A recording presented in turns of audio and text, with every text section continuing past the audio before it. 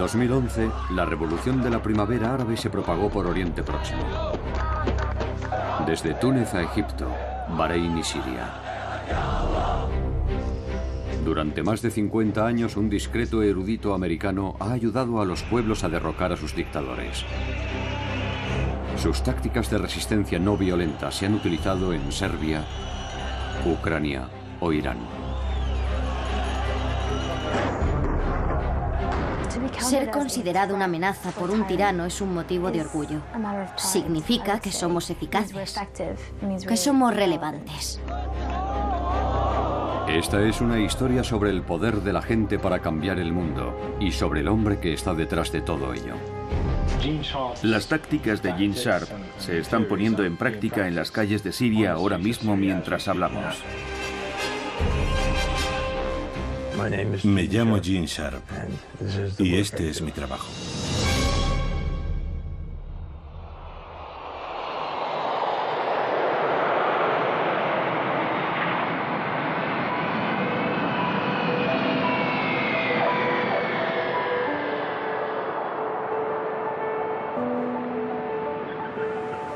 ¿Cómo describiría su trabajo? Describir mi trabajo siempre ha sido un problema. Principalmente intento comprender la naturaleza y el potencial de las formas de lucha no violentas para socavar dictaduras. Esta es una técnica de combate. Es un sustituto de la guerra y de cualquier otro tipo de violencia. Su manual para la revolución, de la dictadura a la democracia, ha traspasado clandestinamente fronteras y ha sido descargado cientos de miles de veces. No sabemos muy bien cómo, pero sin duda lo ha hecho. Ha sido traducido a unos 30 idiomas y ha sido divulgado en todos los continentes excepto la Antártida. Sus marcas distintivas pueden verse en revoluciones en todo el mundo.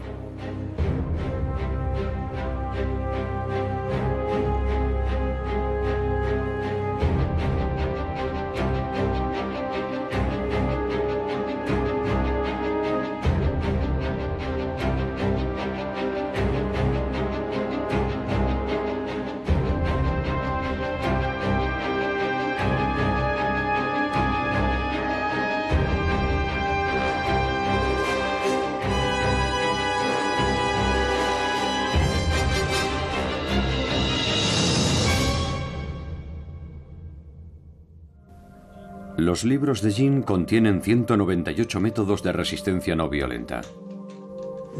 Los famosos 198 métodos parecen haber tenido una extraordinaria respuesta. Son simplemente los 198 métodos específicos. Estas formas de rebelión son el boicot económico, la desobediencia civil, las protestas.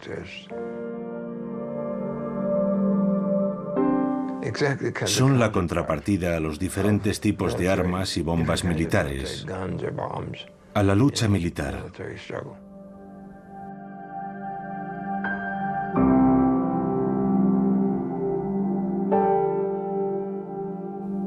De esa forma tienen algo distinto a la violencia y la guerra, y siempre lo tendrán.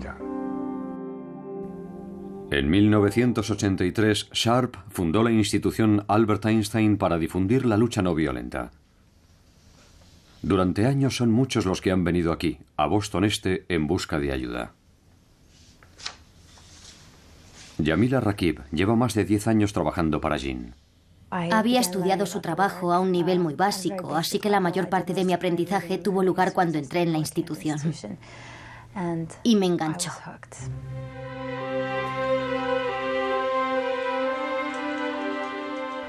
Yo no fui educado para hacer esto. Yo tenía una formación religiosa que me llevó a querer transformar este mundo en un lugar mejor y en mejores condiciones que cuando lo encontré. Y cómo hacerlo fue siempre un problema.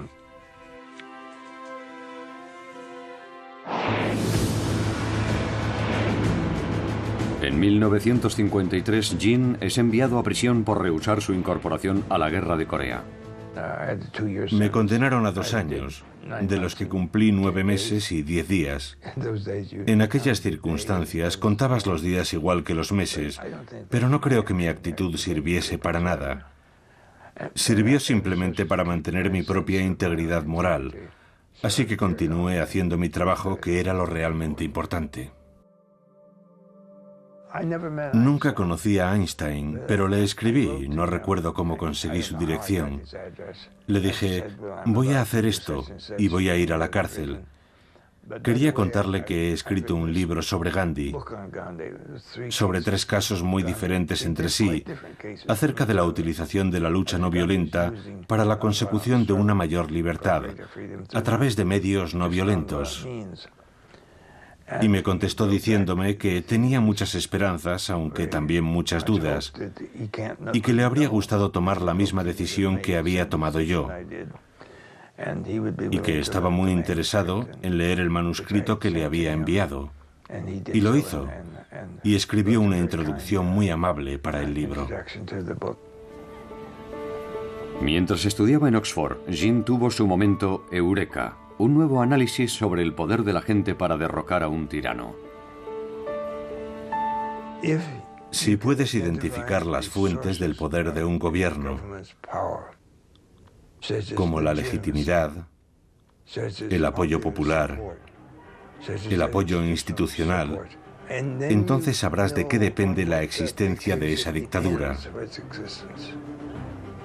Y puesto que todas esas fuentes de poder dependen de la buena voluntad, la cooperación y la obediencia de la gente y las instituciones, tu trabajo es bastante sencillo. Solo tienes que reducir ese apoyo, esa legitimidad, esa obediencia, y el régimen quedará debilitado. Si eliminas esas fuentes de poder, el régimen caerá. ¿Y cómo se sintió En el momento eureka? Sí. Sentí un gran alivio, porque aquello fue lo que convirtió todo en realidad.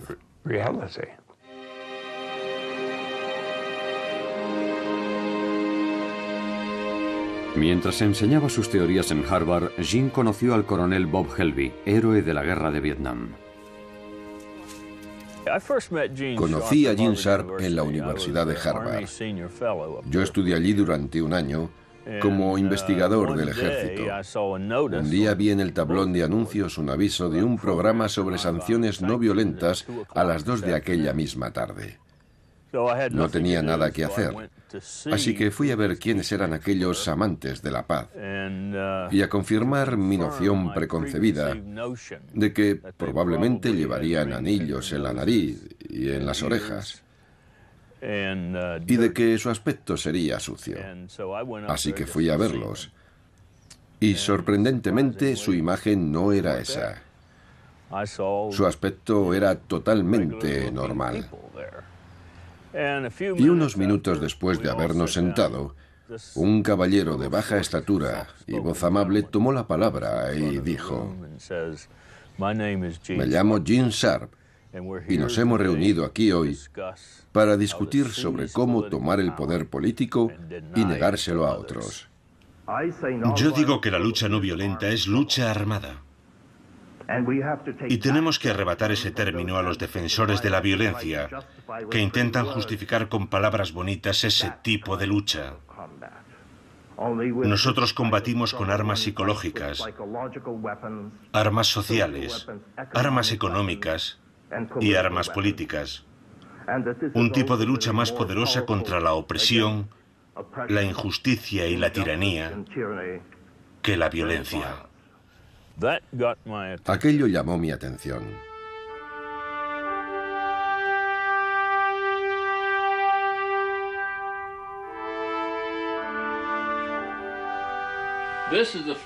Esa es la bandera del 5º Batallón del 79 de Caballería de los Estados Unidos. El 7º de Caballería, como todos sabéis, era el regimiento del general Custer, que luchó y murió en la batalla de Little Big Horn. Este soy yo en mi juventud. Tenía mucho más pelo.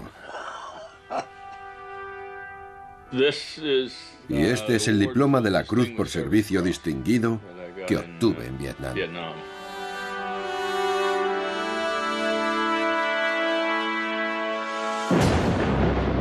Bob fue condecorado en 1968 por su extraordinaria valentía durante una emboscada del Vietcong.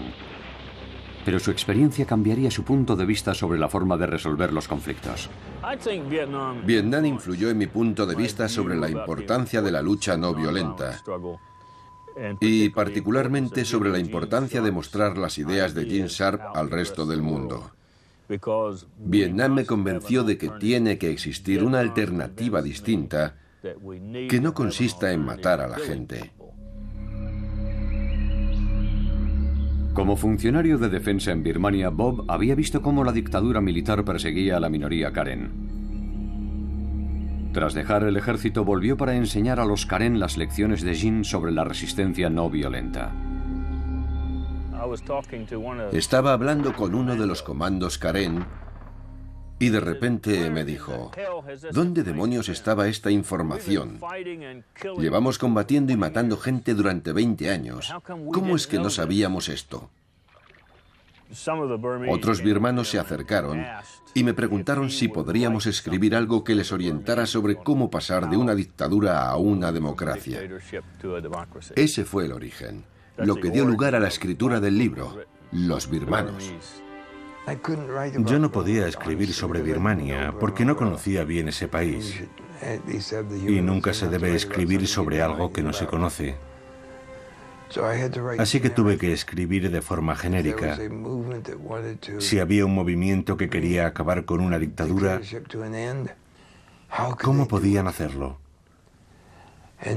Así que escribí aquellas teorías y se publicaron por entregas. Se publicaron en inglés y en birmano. Y pensé que ahí quedaría todo. Las manifestaciones en la plaza de Tiananmen en 1989 hicieron comprender a Gene la importancia de la planificación y la estrategia.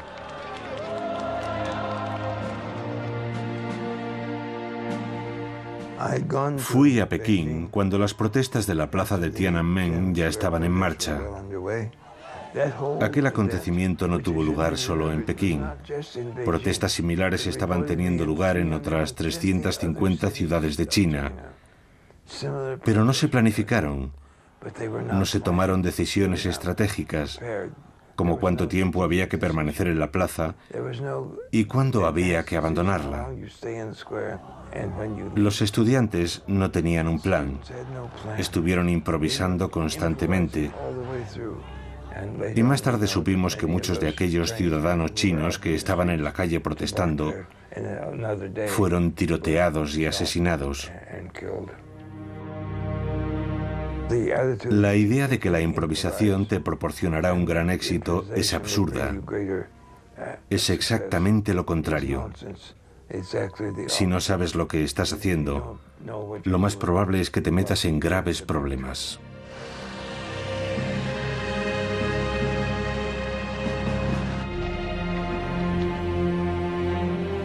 En Serbia, el gobierno de Slobodan Milosevic cometió durante años crímenes de lesa humanidad y ejerció una brutal represión interna.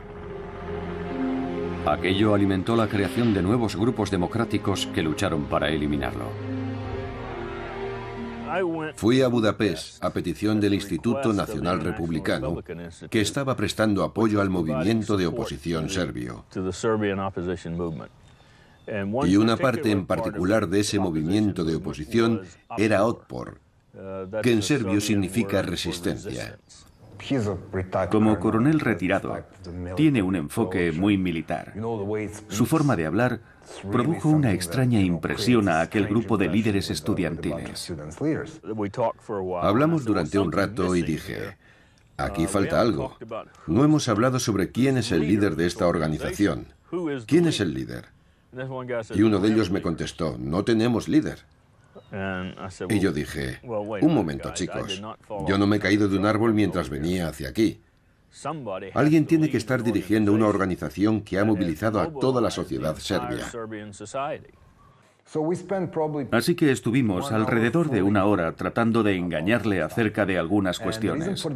Y era porque no nos sentíamos muy cómodos dando detalles sobre nuestra organización a un extranjero.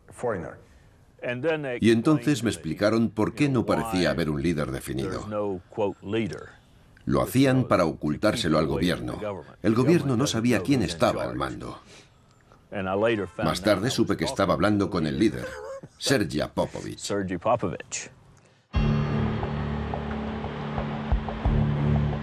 Bob empezó a enseñar las lecciones de Gene Sharp a los nuevos revolucionarios serbios.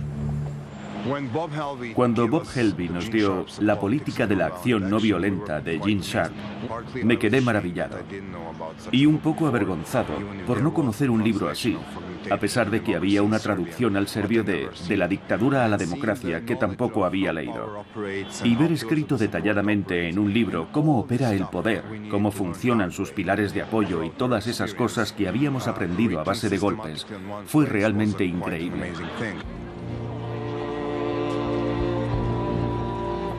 Una de las primeras tareas fue crear un símbolo de la resistencia que unificara a la gente. Es obvio que somos mayoría.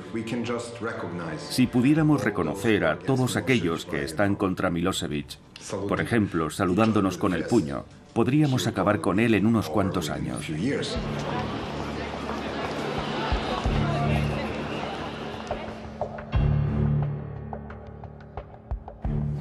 La atomización se produce cuando el régimen intenta hacer que cada individuo en la sociedad sea una unidad aislada. Es una de las principales formas de control de estos sistemas. Hacer que la población, que la gente, se tenga miedo, que tenga miedo a hablar, a actuar en grupo, que nunca le digan a un vecino o incluso a veces a un miembro de su familia lo que piensan realmente. Al ver el ejemplo de demostración de valentía por parte de otras personas, pasamos a ser nosotros. Y nosotros podemos hacer cosas que yo solo no podría.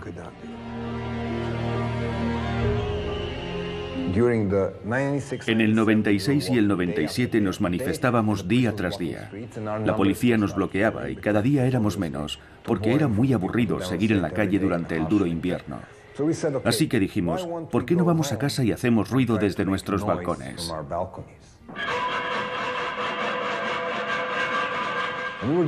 Lo hacíamos entre las 7:30 y las 8 de la tarde como respuesta al informativo de la televisión estatal.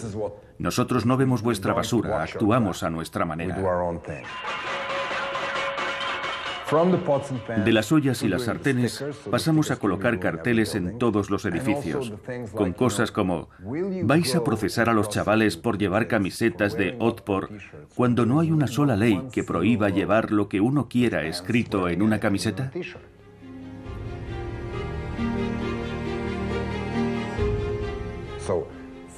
Así que los policías que entraban en los institutos y detenían a estudiantes solamente por llevar la camiseta, luego iban a casa y hablaban con su mujer, cuya amiga se estaba quejando porque su hijo había sido detenido.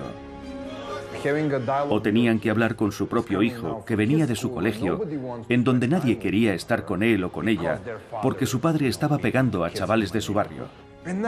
Y así, la opresión sistemática dejó de funcionar.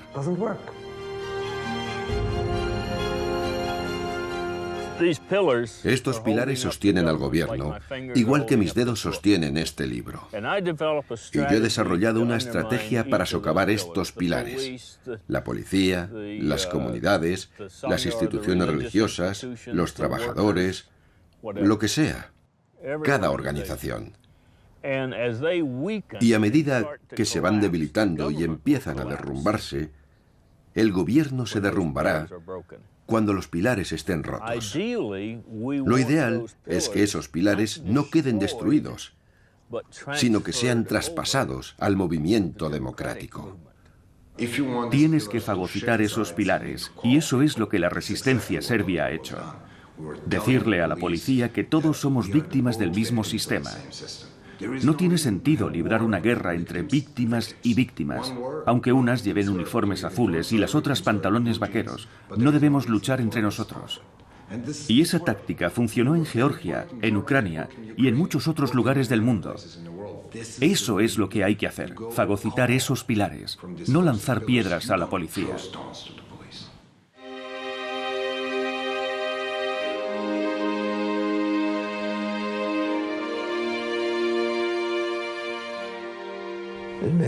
Hay mucha gente en situaciones de conflicto a la que le gustaría utilizar la violencia, pero sus adversarios casi siempre tienen muchas más armas militares, más armas violentas que los resistentes potenciales. Si como resistente eliges luchar con la violencia, tu adversario tendrá todas las ventajas, porque estás eligiendo luchar con las mejores armas que él posee. Pero puedes elegir luchar con armas no violentas, que son mucho más difíciles de contrarrestar para tu adversario.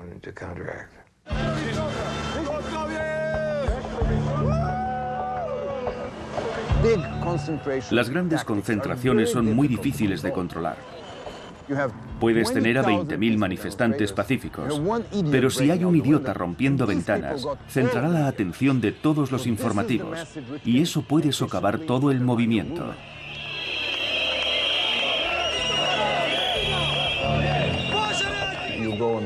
Si estás en una manifestación y existe el riesgo de que la gente sea detenida, ¿qué debes hacer? En vez de colocar a los tipos grandes delante, colocas a las chicas. Colocas a las abuelas, a los militares veteranos, de manera que la policía vea caras amistosas. Esa gente llevará flores y banderas y estará sonriente. Así haces la situación menos amenazadora y reduces enormemente las probabilidades de que se produzcan actos violentos. El 5 de octubre fue el triunfo de una estrategia, pero no fue así como lo vieron muchos espectadores o medios como la CNN. Ellos solo vieron gente, estruendo y nada más, pero fue el resultado de 10 años de intentos, 2 años de resistencia de Otpor y 5 campañas. Estábamos determinando la victoria en las elecciones. En septiembre de 2000, Serbia acudió a las urnas. La resistencia sospechaba que Milosevic amañaría las elecciones. Nosotros sabíamos que Milosevic perdería y sabíamos que no aceptaría la derrota.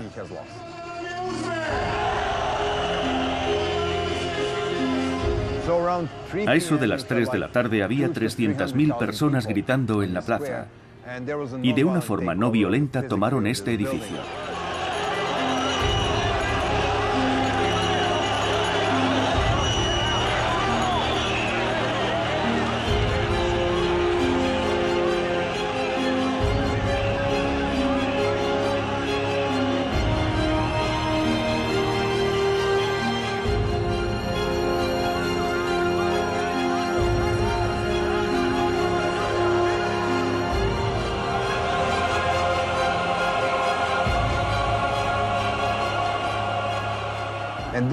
Cuando la gente entró en el edificio aquel 5 de octubre, encontró muchas papeletas premarcadas para Milosevic. Era allí donde se estaba llevando a cabo la trampa, en la segunda planta del edificio.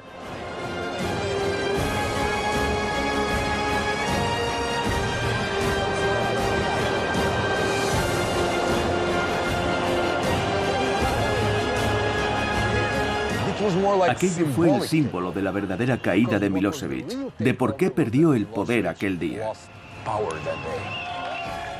Perdió porque la policía le desobedeció, porque ordenó a los militares salir de los cuarteles y le desobedecieron. Así fue como perdió el poder. Lo que se ve en televisión, la toma física del edificio, es el símbolo de Milosevic perdiendo su autoridad aquel día.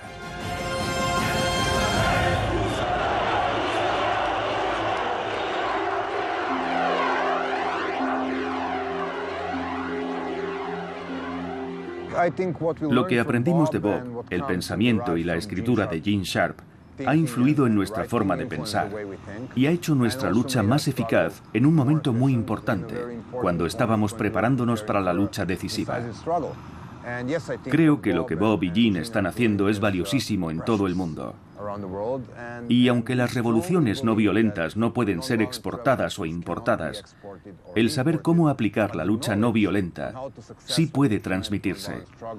Y se está transmitiendo ahora mismo, mientras hablamos. Sentí una gran satisfacción porque se hubiese llevado a cabo una revolución no violenta. No hubo violencia por parte de la oposición democrática.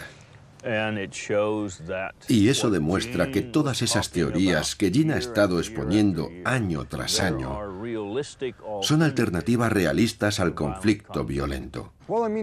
Después de lo de Serbia, estuvimos trabajando con georgianos, ucranianos, moldavos, iraníes, personas de Zimbabue, Colombia, Guatemala, Papúa Occidental, de lugares del mundo que no podría señalar en un mapa.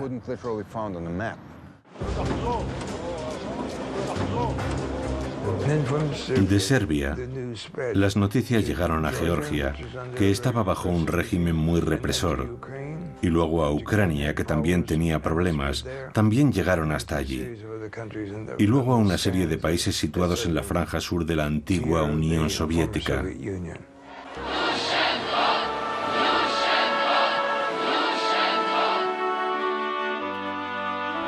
Vladimir Viatrovich, uno de los líderes de la Revolución Naranja de Ucrania, utilizó el libro de Jean para convencer a los activistas de que había una poderosa alternativa a la violencia. Entre los grupos de protesta había diferentes ideas, y entre ellos gente que estaba dispuesta a utilizar la alternativa violenta. El libro de Gene Sharp, De la dictadura a la democracia, enseña que se puede y se debe luchar contra los dictadores con medios no violentos. Esa idea fue muy importante y ayudó mucho. Fue una gran inspiración para la creación de la Revolución Naranja.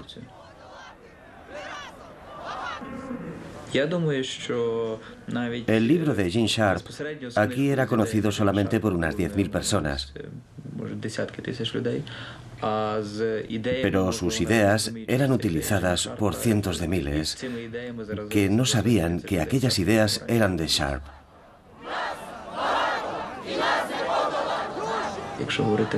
Aunque la gente no sepa quién es Gene Sharp, sí conocen sus ideas, lo que hace de él una persona muy influyente en el mundo.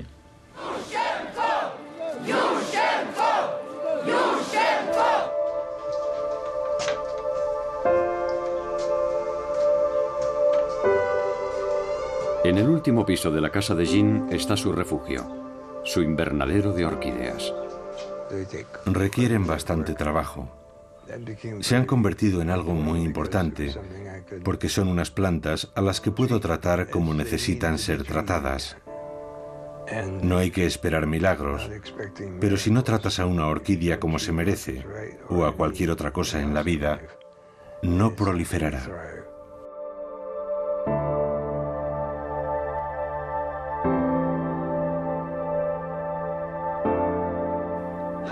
¿Cómo se siente al ver propagarse su trabajo? Su propagación ha sido notable. Siempre pienso, sigo asombrado. Sigo asombrado. Ver una obra que yo consideraba básicamente una introducción, creo que tiene entre 70 y 80 páginas, despegar así ha sido la confirmación de que el análisis era bastante preciso. No se ha propagado gracias a un anuncio, a una buena publicidad. Se ha propagado porque la gente lo ha encontrado útil, lo ha encontrado importante.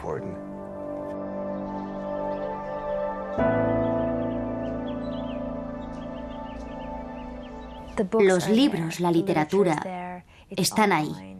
En Internet, en las casas de la gente, en los discos duros, a un nivel global que no puede detenerse, que ya nada podrá detener.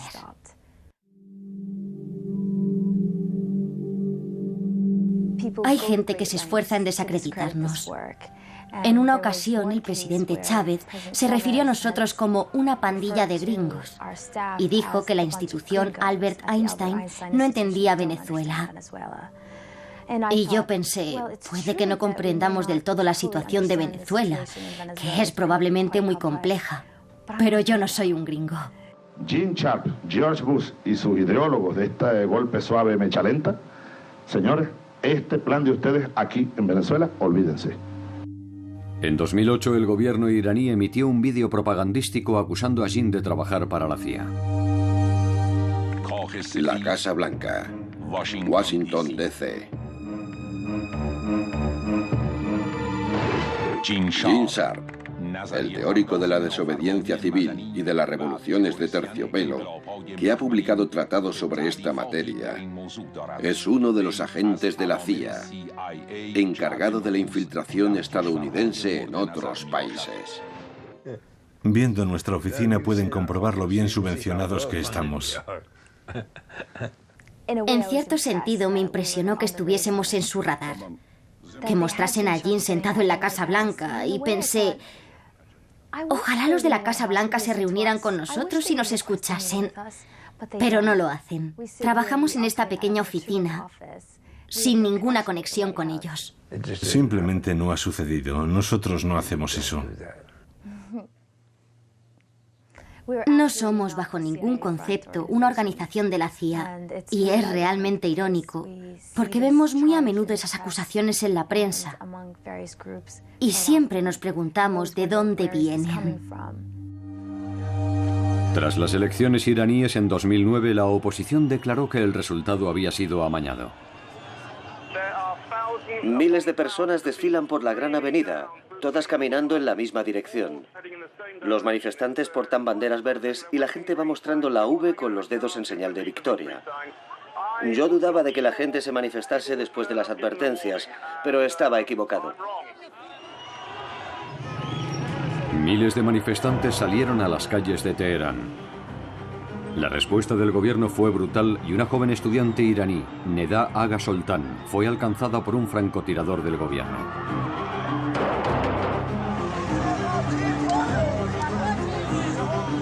Su imagen se convirtió en la llamada a la movilización.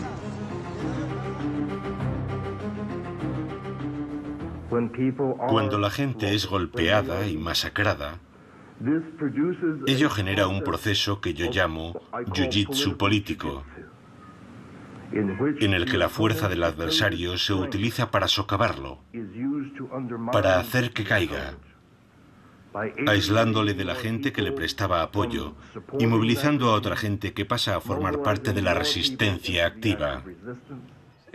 Es un efecto de contragolpe. Si el régimen es tan brutal, en vez de intimidar a la gente, que es lo que intenta, lo que consigue es que otros grupos e instituciones dejen de cooperar con él y de obedecerle. Y esa disminución de poder y de control hace que más y más gente se una a la resistencia. Iason Atanasiadis fue arrestado mientras informaba sobre la Revolución Verde. El segundo día tras mi detención me llevaron ante el fiscal jefe. Cuando me quitaron la venda de los ojos me preguntó, ¿sabes por qué estás aquí? Yo contesté, no tengo ni idea, solo sé que me arrestaron hace 2 días. Y él me dijo, hay una acusación muy seria contra ti. ¿Cuál es?, pregunté. Y me dijo, ¿no lo sabes? Espionaje. Él acarició su ordenador portátil y dijo, este ordenador contiene una traducción a la lengua persa de un libro de Gene Sharp, De la dictadura a la democracia, que es un manual para insurrectos. Un manual que proporciona docenas de sencillas instrucciones con las que derrocar a un gobierno legítimo, a cualquier clase de gobierno. Yo he leído ese libro, y mis colegas también. Los organizadores del levantamiento fueron acusados de utilizar más de 100 de los 198 métodos de Gene Sharp. Lo que su libro hace es enseñar a la gente que ella misma puede ser responsable de su propio futuro, de su propia liberación. La gente está empezando a liberarse. No tiene que depender de un poder externo. Este es Serja, mi gato, llamado así en honor de Serja Popovich. No tienen que depender de un poder externo, pueden hacerlo ellos mismos. ¿Y puedes imaginar lo feliz que eso hace sentirse a un país? Lo hemos hecho nosotros. Por eso es tan importante que transmitamos ese conocimiento. Los Estados Unidos no tienen por qué ocupar ningún país. No hacemos ningún bien con eso, ni nosotros ni la Unión Soviética. Dejemos a la gente en paz y démosle el poder para cambiar un gobierno si lo quieren cambiar. Ser considerado una amenaza por un tirano es un motivo de orgullo. Significa que somos eficaces, que somos relevantes. Significa que el trabajo que hacemos en esta pequeña oficina amenaza a esos regímenes. Y creo que eso está muy bien. Sí.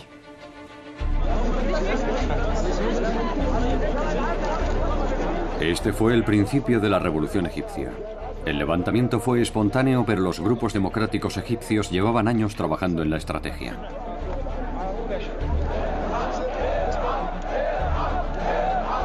El grupo egipcio que falla visitó por primera vez a Jin en Boston en 2006. 5 años después, antiguos revolucionarios serbios estaban entrenando a nuevos grupos en El Cairo. Y la Hermandad Musulmana Egipcia colgó el libro de Jin, traducido al árabe, en su página web. Cuando llegó el momento, estaban preparados para liderar la revolución. Conectamos en directo con la Plaza Tahrir, la Plaza de la Liberación. Rory, conocemos las altas medidas de seguridad que se iban a tomar alrededor de la plaza. ¿Se respira un ambiente diferente al de ayer o al de antes de ayer? Sí, hoy el ambiente es increíble. El sector de la sociedad egipcia que abandonó la Plaza Tahrir ayer ha vuelto reforzado. Han conseguido reactivar la protesta. Hay niños muy pequeños, mujeres, ancianos, la gente canta y baila. Hay muchos instrumentos musicales en la plaza. Y está más llena de lo que ha estado estos días. Ahmed Maher era uno de los líderes del Grupo Democrático Egipcio 6 de abril. Estábamos esperando a que ocurriera algo que encendiese la llama, que provocase un gran movimiento de personas. Y ocurrió en Túnez.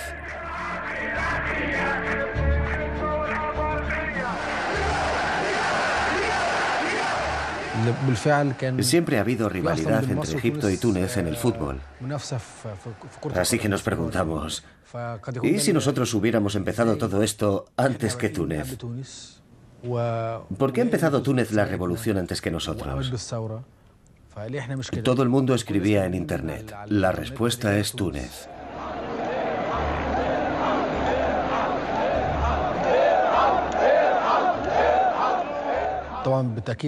Por supuesto que los libros de Gene Sharp tuvieron un gran impacto en nuestro movimiento.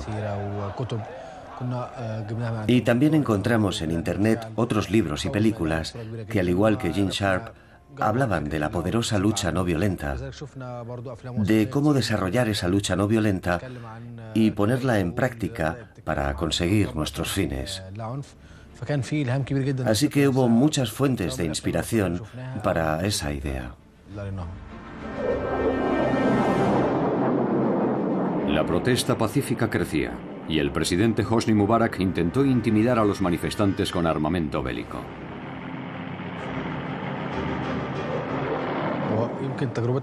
Nuestra situación era distinta a la de la resistencia serbia, que antes de su revolución se había ganado a la policía y al ejército. Nuestro caso era muy diferente. Estábamos librando una gran batalla contra la policía, mientras que el ejército se mantuvo al margen durante todo el tiempo. Así que nuestra experiencia fue muy diferente a la serbia. Incluso después de violentos choques con la policía, los líderes revolucionarios restablecieron la disciplina no violenta. Los manifestantes se enfrentaron a ataques brutales de la policía, pero se mantuvieron en su sitio.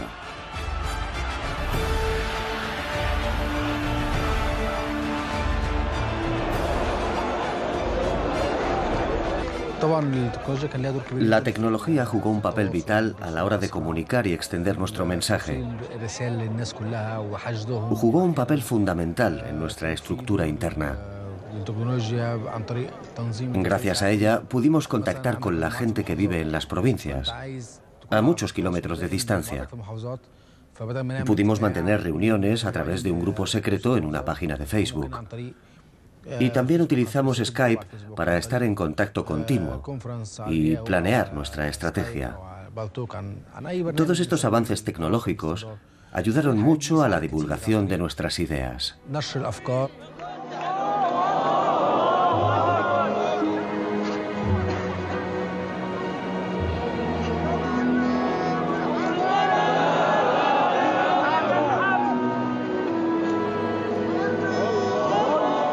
Mientras los musulmanes y los cristianos se protegían mutuamente durante sus rezos, sus líderes trataban de ganarse el apoyo del ejército. ¿Qué hizo que el ejército nos apoyase al final? El ejército, a fin de cuentas, proviene del pueblo. Sus miembros son parte del pueblo y tiene un importante papel nacional. El papel de la policía tenía más que ver con el amaño en las elecciones y la protección a los corruptos. Luchaba por asegurar su supervivencia.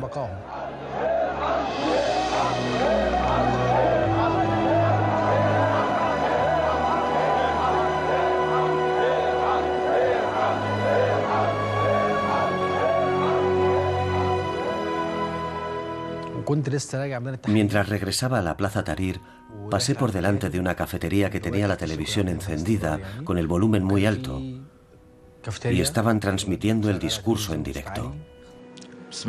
En nombre de Dios misericordioso y compasivo, conciudadanos, teniendo en cuenta las difíciles circunstancias por las que atraviesa nuestro país, el presidente Hosni Mubarak ha decidido renunciar a su cargo como presidente de la República.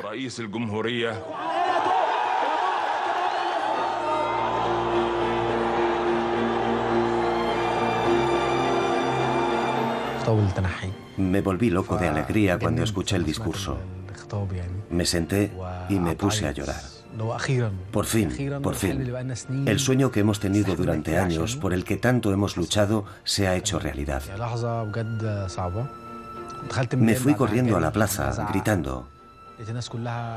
Toda la gente estaba llorando, bailando, cantando.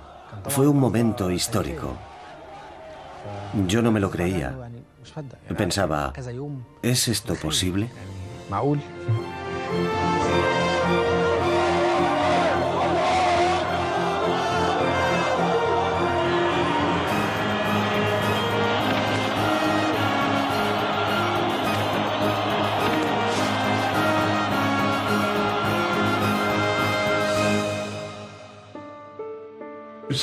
Alguien sabía muy bien lo que estaba haciendo. Y no necesitamos que nadie nos atribuya o me atribuya el mérito si no es merecido o no está documentado.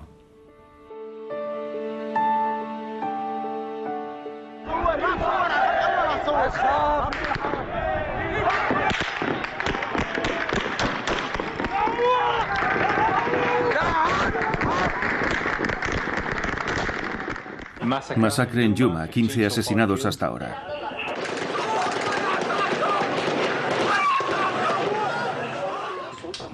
Osama Monayed es experto en comunicaciones y uno de los líderes del levantamiento sirio. Esto es un vídeo de un chico al que disparan. Un niño grita, "Mi hermano, mi hermano". Osama coordina una red de cámaras secretas por todo el país. Es una cámara de alta definición conectada a un módem vía satélite que obtiene imágenes en directo y que transmite por Internet. Hoy hemos conseguido enviar estas imágenes a Al Jazeera. Las tácticas y teorías de Gene Sharp se están poniendo en práctica en las calles de Siria ahora mismo mientras hablamos. Lo que hicimos fue promover esas tácticas y explicárselas a la gente en nuestras páginas de Facebook y también en YouTube. Así es como se aplican, poniendo flores en los puntos donde han caído los héroes, mostrando ilustraciones de la campaña de grafitis durante las manifestaciones. También limpiando las calles y dejándolas más bonitas para demostrar que podemos hacer las cosas mejor que el régimen en lo que se refiere a servicios. De la dictadura a la democracia te da la inspiración, la seguridad de que esto puede conseguirse, de que puede suceder realmente. En el verano de 2011, tras un ataque brutal del ejército sirio, Osama viajó a Boston para reunirse con Gene. ¿Cuándo estuviste aquí por última vez? No recuerdo exactamente. ¿Fue en 2007 o en 2006? Sí, hace años. Cuando solo había unas cuantas personas que creían en un escenario de resistencia no violenta en Siria. cuando solo unos pocos creían que esto podía suceder realmente en un país como Siria. Muy bien. Todo listo.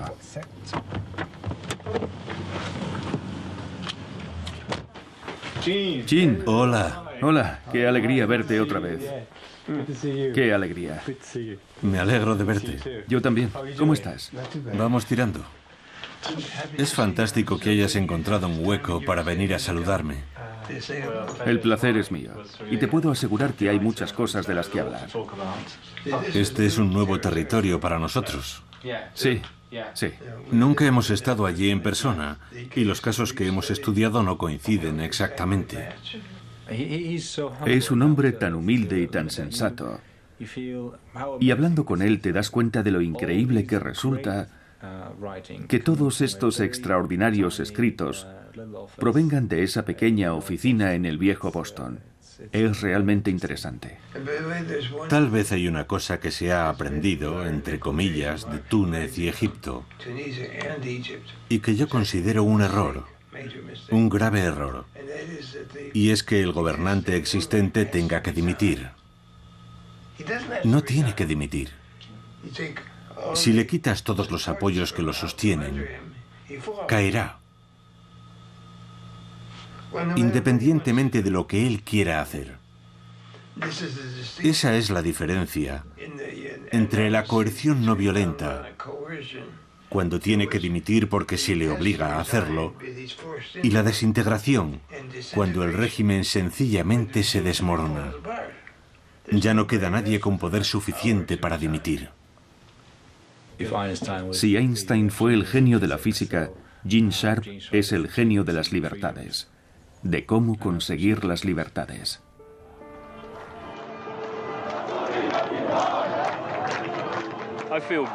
Me siento satisfecho al saber que estamos propagando el mensaje. Y si los pueblos siguen el consejo de Gene en cuanto a librar una lucha no violenta, tarde o temprano ganarán. La ventaja que tenemos utilizando este tipo de lucha, el pueblo contra el tirano, es que mientras no nos rindamos, nunca seremos derrotados. Y esa es la clave. Mientras no te rindas, no estás derrotado. Yo creo que con el paso del tiempo, Gene Sharp será un nombre emblemático. Creo que sus libros estarán en todas las bibliotecas del mundo y serán traducidos a la mayoría de los idiomas. ¿Podrá esta institución sobrevivir hasta entonces? Sin duda. Esperamos que sí.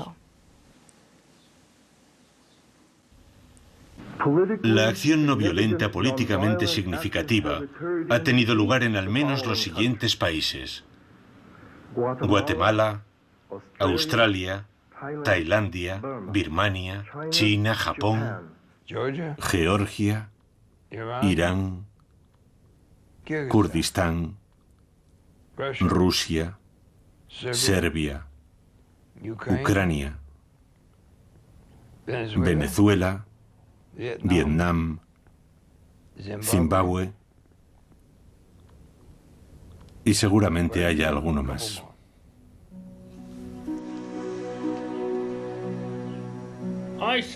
Pienso que se está desarrollando entre ellos una relación padre-hija. Pueden sentarse, hablar, están en la misma onda. Ella lo protege y creo que lo quiere como una hija quiere a un padre. Gene Sharp es, por supuesto, mi mentor personal, pero creo que ha representado ese papel para multitud de seres humanos. Es una persona que ha dedicado su vida a proporcionar los medios para que la gente oprimida pueda alcanzar la libertad de forma autosuficiente. Y eso es algo que ha cambiado el mundo y continuará haciéndolo de forma extraordinaria. Es algo muy personal. Es simplemente amor.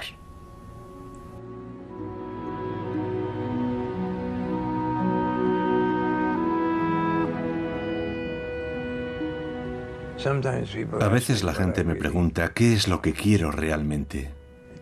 ¿Tengo un sueño? Claro que lo tengo. Sueño con que la gente oprimida del mundo sea capaz de aprender de los datos disponibles y de las nuevas experiencias. Sueño con que este tipo de lucha no violenta se pueda utilizar para la liberación de toda opresión y para sustituir a los conflictos militares y violentos, de forma que ya no tengamos que librar batallas contra el terrorismo, porque las personas que podrían haberse convertido en terroristas han elegido utilizar este tipo de lucha para ayudar a la gente oprimida y cambiar así sistemas políticos en todo el mundo. Me llamo Gene Sharp y este es mi sueño.